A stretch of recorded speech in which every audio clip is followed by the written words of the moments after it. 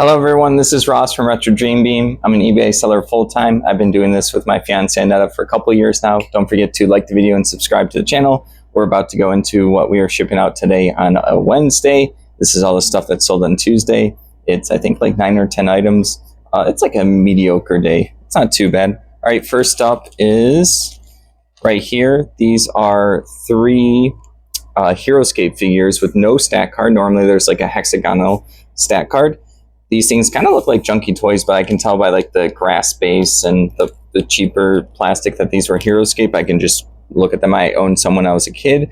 These are super popular. They keep saying that they're going to bring it back. I think Hasbro has the rights to it now, and then they don't, or it failed. It didn't get enough Kickstarter money. So I don't know where it stands right now, but I know people love the old game. This is a set that normally comes with 4 figures and a stat card, so this is missing 1 stat card and 3 figures. This sold for $31.99. So yeah, the different figures have like different rarities, or they printed more of some than others. Next up is an interesting one that sold, because Annetta was just talking how we never sold this board game, Down with the King, right here. This is a bookcase game. We have a bunch of these listed. This is complete. She was surprised it hasn't sold because the cover is really cool. This one finally sold for $24.30, so that means hopefully other ones will sell. So it's cool to have a bunch of bookcase games and then have them listed of the same type, have one sell, because that means more could sell. At least that's how I think about it. Moving along, we have Silver Griffin number 12 magazine. It's like an older fantasy magazine right here. There's like a goblin on the front and some dragons or wyverns on the back. I don't know too much about this, but this one sold for $19. We grab a bunch of magazines and books, fantasy and military ones all the time. This one's a repeat buyer, so they've grabbed our stuff before, so they appreciate it. Moving along, we have a Pokemon Umbreon EV Banpresto plush, 7 inches. It still has the tag in there somewhere. Yeah, it's on there somewhere, I guess. I don't know. Oh yeah, there it is on the bottom. I think this is from Japan or maybe the Pokemon store. I'm not fully sure. I think Annetta grabbed this at a Goodwill for a couple dollars. This was in like an old box of stuff I needed to go through. This sold for $24.99. Pokemon's always pretty good, especially the Japanese stuff. Which one? A quarter? There you go. Next up is a Song of Fire and Ice Chronicles starter book for the role-playing game for Game of Thrones right here. You've seen that we keep selling similar Song of Fire and Ice stuff. I've grabbed a medium amount of it when I've been out and about.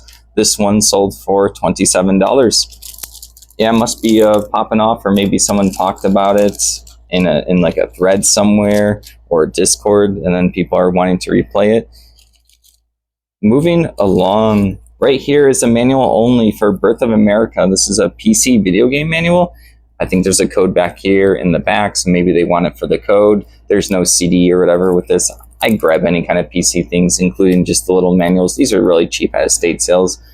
Unless they charge you $1 per, which I would still maybe think about taking them. This one sold pretty low for $6.99, but for just a manual, that took like a minute to list or so. Easy to store too. Next up is a tin. I like selling the tins. We got a bunch at one point. This is an empty tin. Santa Edwidge's Sunflower Butter Cookie tin. The butter cookies look really good on this, honestly. I remember listing this and wanting some. I had to clean this one out. We got a bunch of tins from an estate sale for like $15. We got like a huge shelf from a garage. It was such a random purchase because normally at estate sales, I don't get stuff that cheap for like even a bulk buy. So I said, how much for all the tins? They said, give me a number. And I said, 20. And they said, deal. But then later on in the receipts, they had like some like percentage off or something. They wrote 15 for the tin. So I got them even cheaper than the 20. But yeah, this one itself sold for $15. The tins do take up like a good amount of space. So that's kind of iffy for when I'm low on space. I still have like one more small tin to go through and a bin of tins to go through.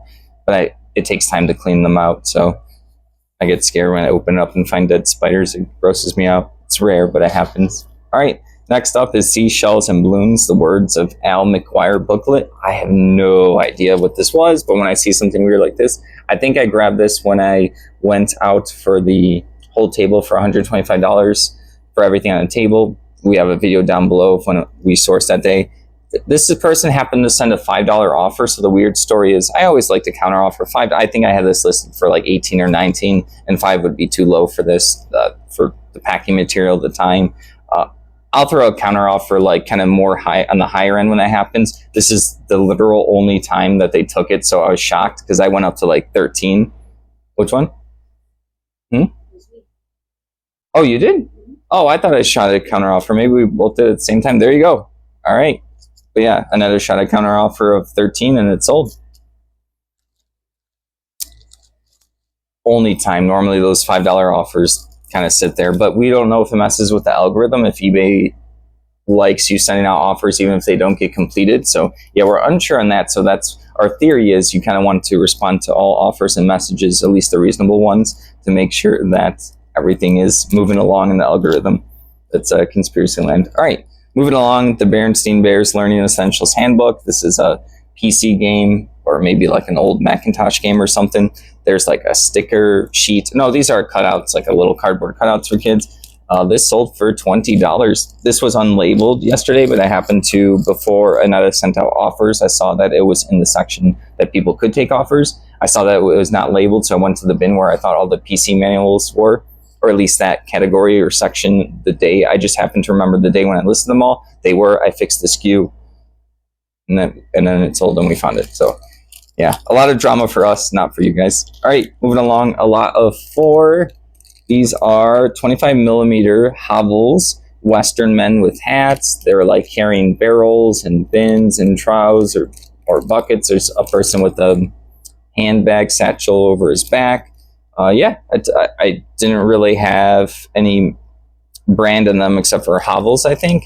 But yeah, these sold for $13.60. This is a repeat buyer. These are probably going to be used in like a D&D RPG gridded map inside of a tavern or a city. They look cool like that. They're going to be painted up, or maybe not even painted up, but they look pretty cool. Good size. You can see what's going on.